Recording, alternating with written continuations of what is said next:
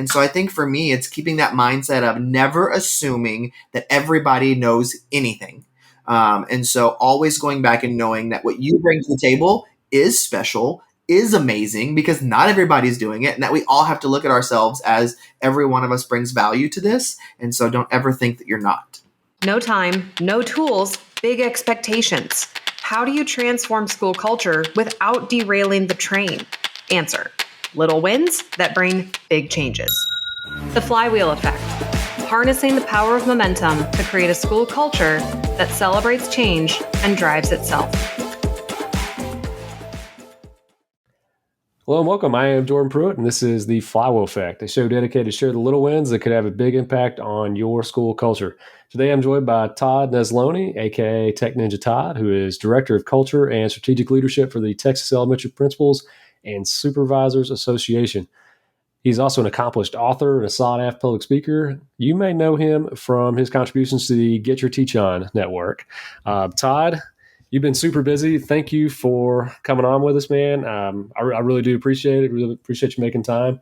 Tell everybody what you've been up to, and if somebody doesn't know you, what should they know about you? Hey, well, thank you so much for having me. I'm thrilled to be here and kind of chat today. I think you did a really good job. I've been an instructional aide. I've been a teacher, a principal. Now I get to be the director over at TEPSA.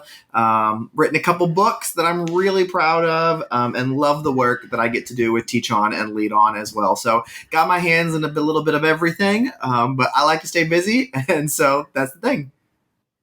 Very cool. The one I'm familiar with, you were co-author on Kids Deserve It, correct? Yes, sir. So what kind of inspired that process? Just, I don't know, when it came to Kids Deserve It. Yeah, well, when it came to Kids Deserve It, that was my first book. And my publisher, Dave Burgess, had been asking me to write a book for years. And I just kept putting him off, telling him I don't know what to do. Like, I don't know what I'm supposed to talk about. Like, this is too overwhelming for me. I don't know how to blog. That's about it. And so he kept encouraging me. And then when I was at the National Elementary Principal Conference, I met my co-author. We wrote a couple things together blogging. We were like, hey, we kind of write good together. And I was like, well, maybe I could write a book with someone who has some of the same ideas as me. And so that's kind of where it was born from, just a conversation about eliminating excuses and why don't more people work on that instead of making the excuses. And from there, Kids Deserve It was born and took off way crazier than I ever could have expected. My goal was like 20 copies in the first year. And so we outdid that just a little bit. So it's been exciting to kind of watch that process. And it's opened so many doors for me and just allowed me to share pieces of myself with others in ways that I never would have imagined. Very cool. So I always lead with a question similar to this one, because you're an accomplished author, you're touring around the country talking to folks, you're working at state organizations. I always like to ask this question because it kind of grounds the conversation with like anybody that could be listening who has anything to do with education. Because like nobody starts there, you know what I mean? So what was your very first job in education? I was in high school and I was in a program my junior and senior year called Ready, Set, Teach. My high school in Texas was one of only 2 high schools in the state to offer this program. And it was for people who thought they were going to be teachers, and they got to kind of try out some of it ahead of college instead of jumping right into college and realizing it wasn't for you. And so in that process, I realized that, yeah, teaching is totally my vibe. It's definitely what I want to do. And when I graduated high school, my district that I was in said, hey, we have this program that we're starting called Grow Your Own, where we want to hire you as an instructional aide while you attend college in hopes that when you graduate, you'll apply here and we can hire you and keep our own people within our district. And so I spent the first 4 years of college working 20 to 30 hours a week at a local elementary school in my town. And so that experience was the best experience for me, just being able to get in so many different classrooms over those 4 years, learn all kinds of things before I ever had my own environment. And so I really attribute a lot of my success as a beginning teacher to those formative years getting spent instead of just a semester on a campus, getting to spend 4 years at one. Well, that's incredible. In a time when, like, there's a lot of places that are having teacher shortages and shortages with instructional folks and paras and everything. I hope folks are taking notes because that was two good programs you just mentioned that could attract folks to their districts and be able to keep some talented folks in house there. I always like talking about that because you just never know how everybody starts their path a different way. That's really interesting. Um, how did you get the name Tech Ninja Todd? I was on Facebook when Facebook was still just for college kids. So I've been on it since the inception. And when Twitter came about, I wasn't really into it. I had a Twitter account because everybody was making one, and I followed some celebrities. Like, that's all I used it for. And my assistant superintendent at the time was like, "Hey, you need to be on social media sharing the great things that you're doing." And I was like, "Well, I share with my people at my school. Like, why do I need to tell anybody else? Like, it's not that good as some of the other people out there." The same excuse that we all make, that our stuff isn't as good as others, when in reality that's not true at all. Our stuff is. And so he's like, "Nope, I'm not giving you an option. You're going to create a presence, and you're going to start sharing the great things that are happening in our district, at your campus, in your classroom." So my technology teacher on campus, her and I were really good friends. And so I said, "Well, come on this journey with me." And she said, "Okay, let's do it." And I said, "Well, we need a name."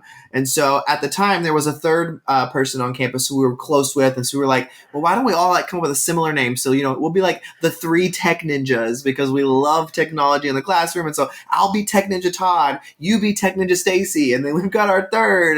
And then we can do this whole, the 3 Tech Ninjas are coming to present and stuff like that." And so that's kind of where it was born, just my love of using technology in the classroom. Not that I can fix your computer. That's not my vibe, but I can show you some great tools. So. Wow, that's a pretty cool story. I use social media for so much stuff now. Like I did the social media for live school, and that I hadn't really thought about what was my first account. My first account, the reason I had it was I'm from Kentucky, was because we hired John Calipari, and he had a Twitter account. He was going to post stuff about the basketball team, so I downloaded Twitter to follow John Calipari. That was the reason I did that originally. I love it. And now it's a big chunk of my job now. But exactly, I want to circle back to something came back to me about the program you were talking about. The Get Ready Teach or Get Set Teach? Ready Set Teach was the program Ready, that I Set, was in Teach. at high school. So I taught in and was an administrator at an academy school. I don't know if you're familiar with the academy model schools, are you? So they basically it's high schools, and you go through a freshman academy, and then you get to choose 1 to 5, depending on how the school's set up, of and ours it was like a professional type job. So it was things that were like entrepreneurship, legal, and then there was a teaching and learning pathway in it too. So all your classes are supposed to be connected to the career path you're thinking about going down as a sophomore. But one of those was teaching and learning. And it's similar to what you were talking about with that program, which your program predates this one quite by a little while. But I like that idea because the kids, they would, part of their work in school and their content was going observing teachers teach, and not really being all that concerned with, I'm sitting in this science class, really taking notes on why are they doing the way they're doing it? Do you know what I mean? I just think those are really good ideas, because if we can get more folks trying it out early, you have more folks who are interested, and they can kind of see the good things about it. Well, and you make a great point that when we learn the most when we see successful people in action. And so being able to get in there and learn from people who are doing it every day, that's so powerful. Yeah. And you said there was 3 of you that were Tech Ninja, and then their name. Was there any inspiration from, and I don't, this may be an obscure reference for the folks who are listening, but I think we're about the same age. So there was in the 90s, this series of movies about 3 ninjas, these kids that were ninjas. Yes. Like a ripoff of the Karate Kid kind of thing. Yes. Was there any inspiration from that? No, not at all. It's so funny you bring that up, but nope. It was just, we needed a creative name. We wanted something that would be catchy and simple. And something that nobody else had already, because, so many people have all of the names. So that is a series of movies I didn't think I'd ever reference on this podcast. Right. We got a 3 Ninja reference, but I always like to take a step back with everybody that comes on and give them a chance, a little bit of a soapbox, if they want to call it that or not, but a big picture type question. So you get to right one wrong in education. What are you going after? I would say it's so hard for me to think about just like one. But I think the biggest thing for me is thinking about two of the things that bother me the most are homework and lesson plans for experienced teachers. Like I feel like those two, and especially homework in elementary, like that bothers me so much when people assign that, because there's so much research that talks about the value of homework in elementary. There is none, but we just eliminate so much of the home life because of that. So I'm with you on the homework thing. I was a high school teacher, but I don't know if I was ever anti homework, but I never really saw a need to assign it. I got Well, done what I when I needed do to it, get done during I've the spent a day. lot of time talking to families and things like that. And when you ask families what is their number one thing they don't like about school, what they immediately say is homework, because it takes away from our home time. They've already spent 7 or 8 hours learning during the day, and you're going to want them to learn even more at home on a subject they're probably frustrated about that's only going to cause anxiety and animosity in my house. Like all these things, it's like, no, this is not what we want to be doing. This is not how you build a love of education. Well, I have little ones, and do you have little ones too? I think, right? Yep. How old are your kids, Todd? 15 months. Oh, 15 months. I thought you had. Do you don't have? I thought you have an older one in elementary. Oh No. Lord, no, no. We got twin boys. They're 15 months Oh, old. They okay. ain't in school yet, so we don't have to worry about that yet. But Gotcha. I am ready for the fight when it comes.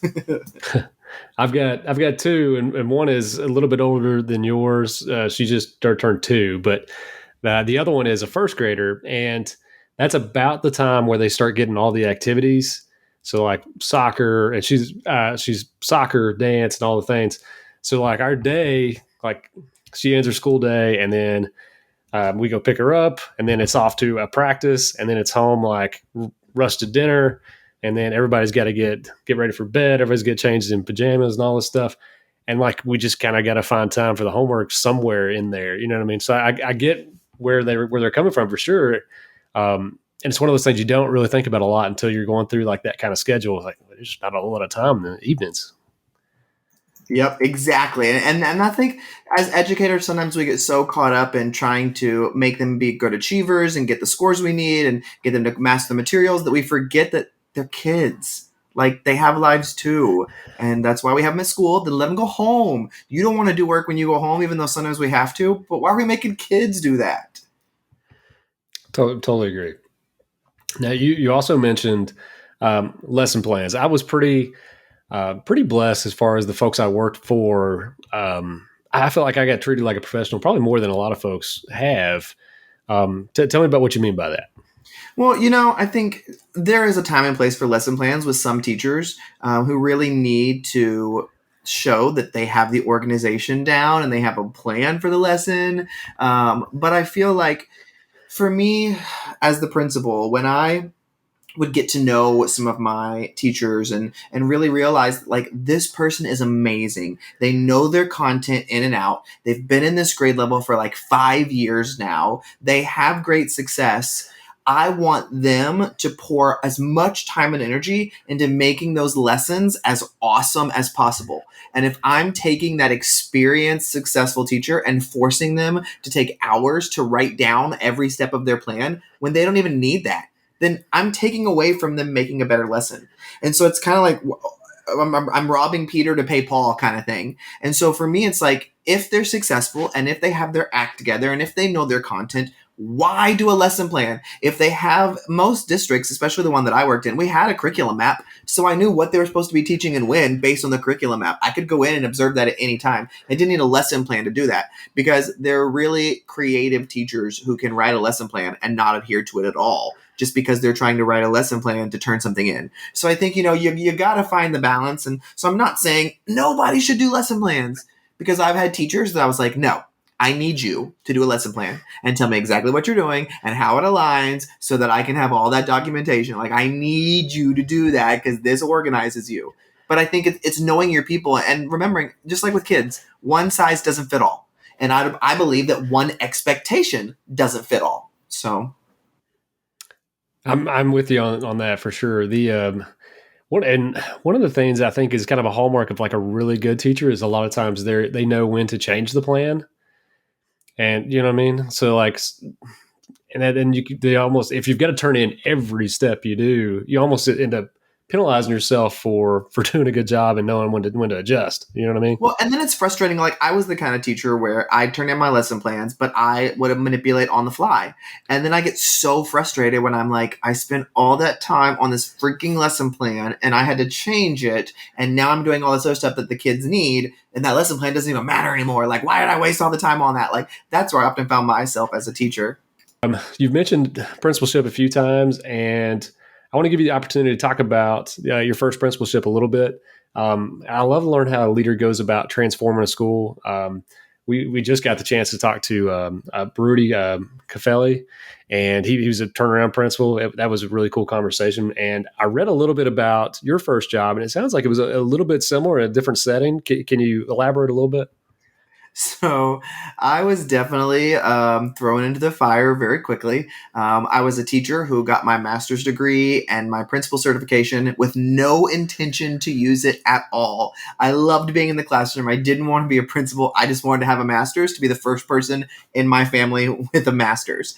And so when I was on social media sharing all the stuff we were doing, I had a local district reach out to me and say, "Hey, we love the work you're doing. We're looking for a principal. Would you be interested?"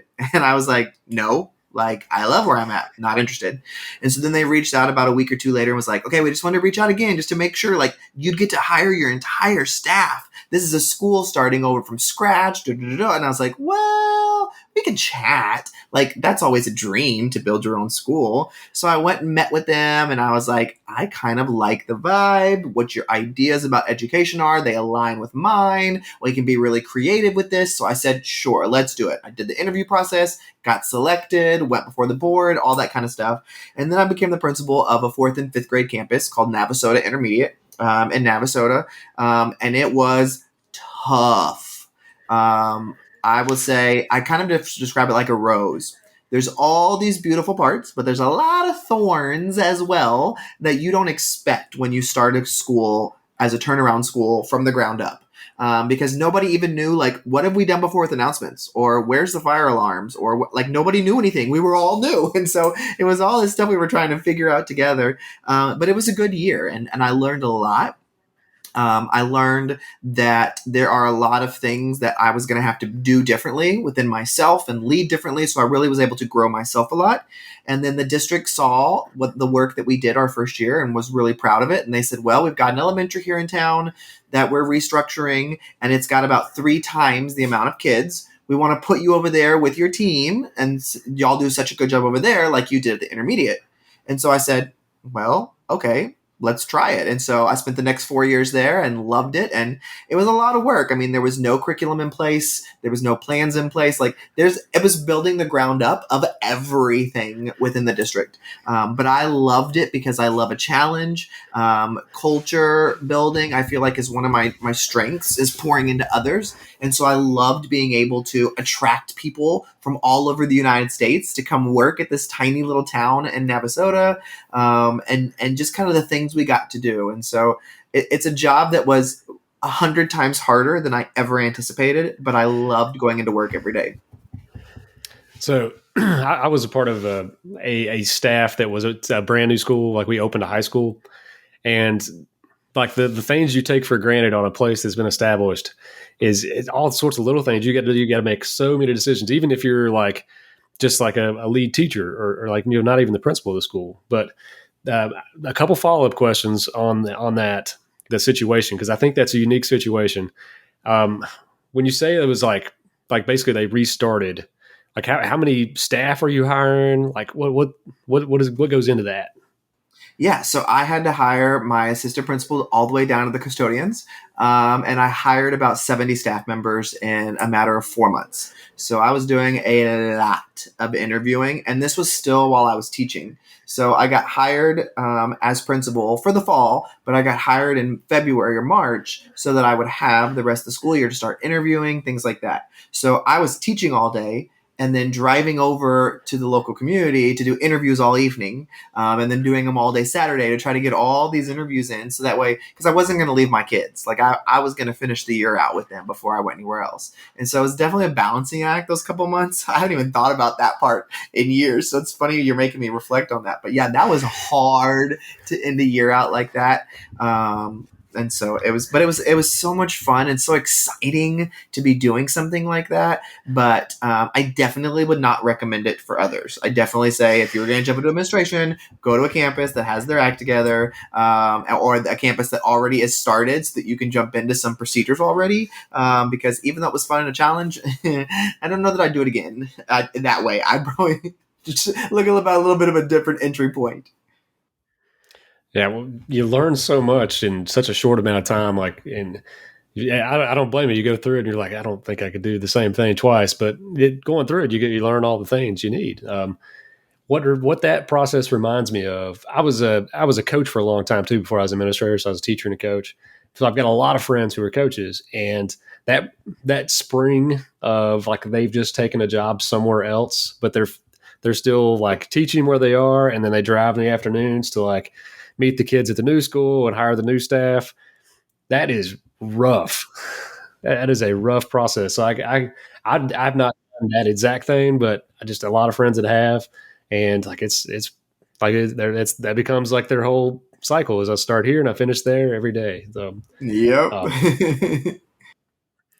but kind of still hectic for you. Like I follow you on social media, and you're everywhere, all over this all summer with the Get Your Teach On folks.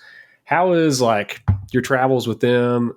Has it changed your outlook on education? Because a lot of times we can kind of be, the term siloed comes up a lot, and I don't really mean that in a negative way at all. Just like we get used to like where we are, you know what I mean?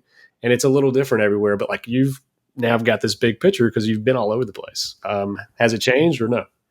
I think that's a great question. And I guess what I would say to that is I've been able to really see the amazing things that are happening in so many schools. And that's probably been the most exciting part for me is I get to work with so many variety of educators and leaders from across the country that I'm just blown away that I'm like, whoa, y'all created that or y'all did that or this is amazing. Like, how do people not know about this? And then I get to use my platform to like amplify them in their work because it's brilliant. But at the same time, it's like what you said, we get into our modes and our people and our circles, and we begin this mindset that everybody's doing that. And what the reality is it's not true. Like when you're active on social media, you're thinking everybody's on social media, so they've all seen all this stuff. Well, it's not true. Like I still meet educators who have never heard of Kahoot. And I'm like, are you kidding me? Like everybody and their mom talks about Kahoot. Like, how have you not heard about this? But if they're not going to trainings, if they're not on social media, if they're just in their classroom doing their thing, then they don't know stuff. And that doesn't make them a worse teacher, but it means they've missed opportunities to be even better than they were. And so I think for me, it's keeping that mindset of never assuming that everybody knows anything. And so always going back and knowing that what you bring to the table is special, is amazing because not everybody's doing it, and that we all have to look at ourselves as every one of us brings value to this. And so don't ever think that you're not.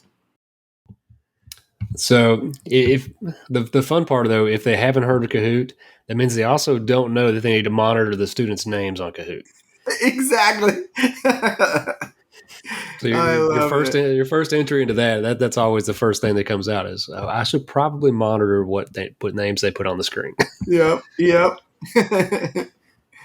So we talked a lot about leadership. How can a campus leader maximize their impact? Like if they want to do the most good on where they are or above, what would they do? I think the best way that a leader can maximize their impact is by making sure they're pouring into those around them, checking in on people, letting them know how valuable and worthy they are. I think sometimes as leaders, we are very inundated with needs and issues and problems, and we spend so much time on that we lose sight of the human side of the work that we do. And so whether that means putting reminders in my calendar, having people around me who remind me, having things that I set in place that I do every single day, those are important. So like for me, every single day, as soon as I got to work, I grabbed 3 sticky notes and I went and put 3 sticky notes in a box or on a door or on a desk telling somebody how amazing they are. And I was making phone calls and sending postcards and like all these simplistic things that don't cost money, just to remind people that I see the work that you're doing and I'm so stinking thankful that you're here with us. Because that can really go a long way. When you think about people who leave schools, it's usually because of the environment or the person they're working under, and just not feeling valued, not feeling heard, and not feeling like you are somebody who's important to them. And so I think if you're going to be a powerful leader, you've got to know that, and you've got to know how to serve.